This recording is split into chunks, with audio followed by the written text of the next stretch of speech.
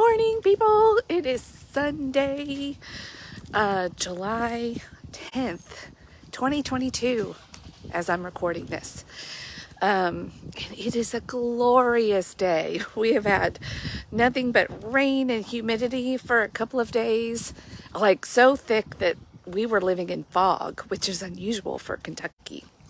But look at this. Oh my goodness. Blue skies,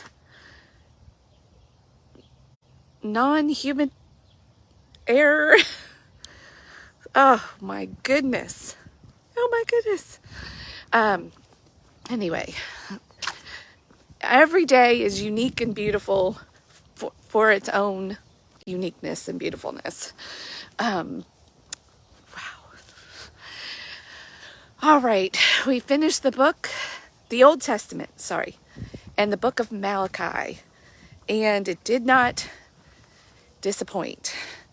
I took some extra time with it this morning because my mind was like, you know, you have those mornings when you're like, I had to take double the time with it just because my mind just wouldn't settle down. So I had to really work hard at that this morning. But once I did, oh boy, God really spoke to me personally.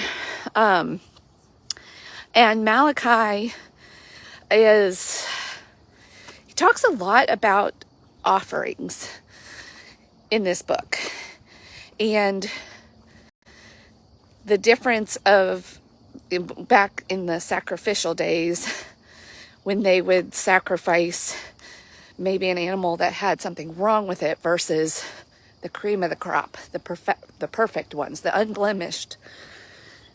And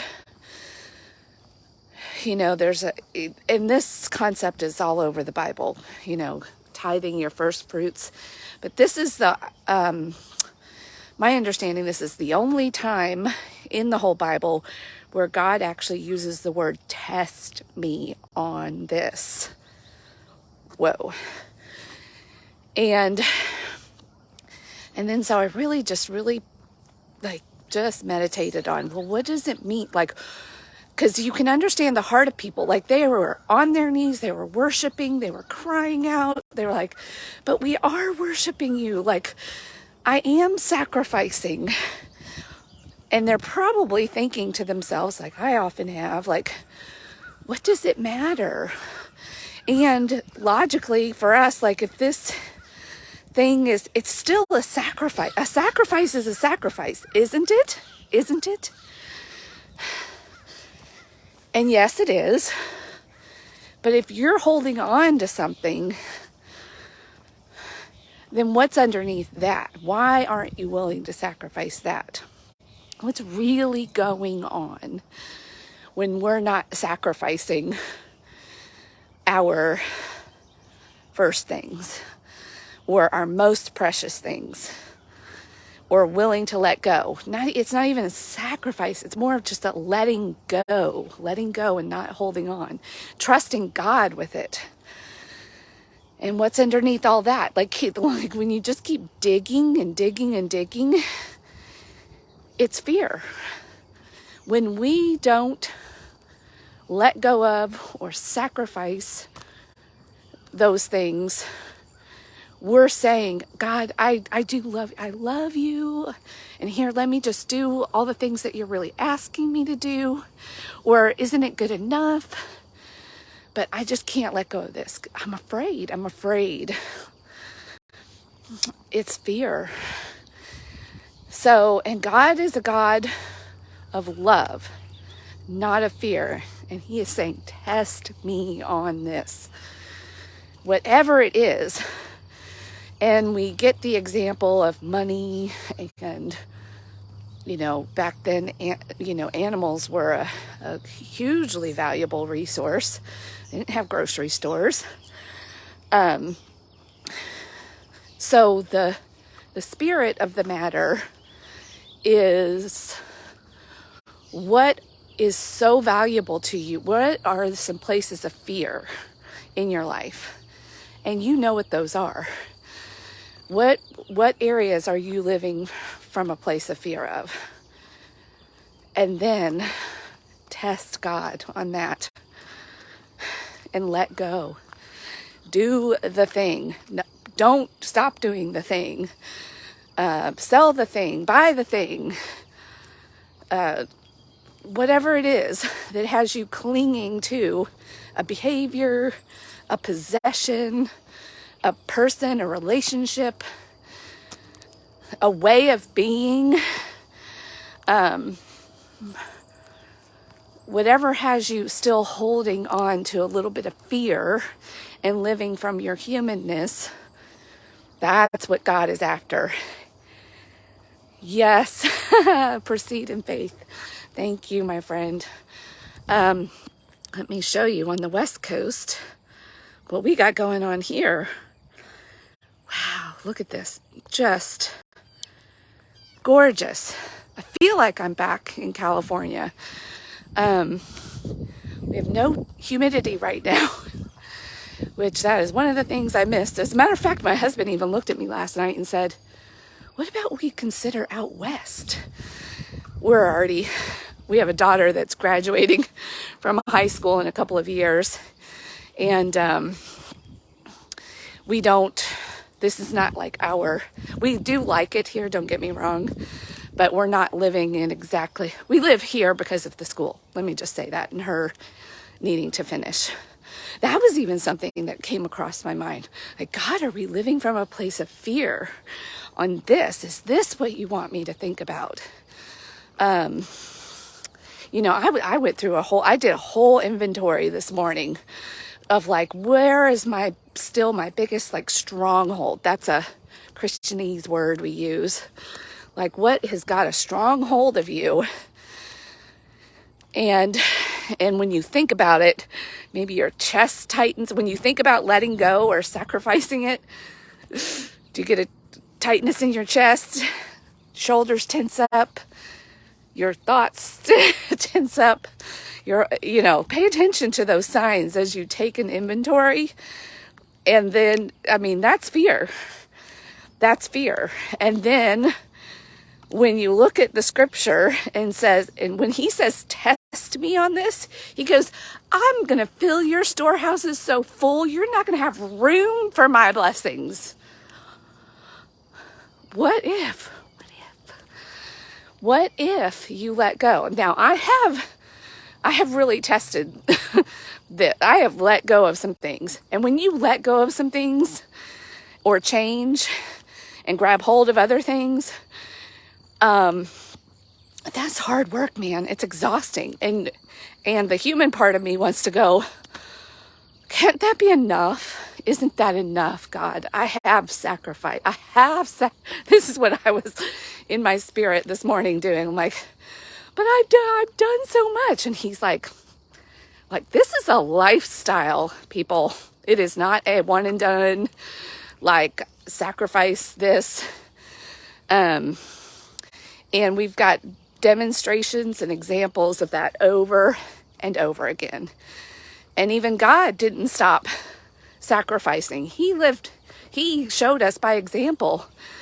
And then we're about to get the New Testament, the ultimate sacrifice that he was willing to make.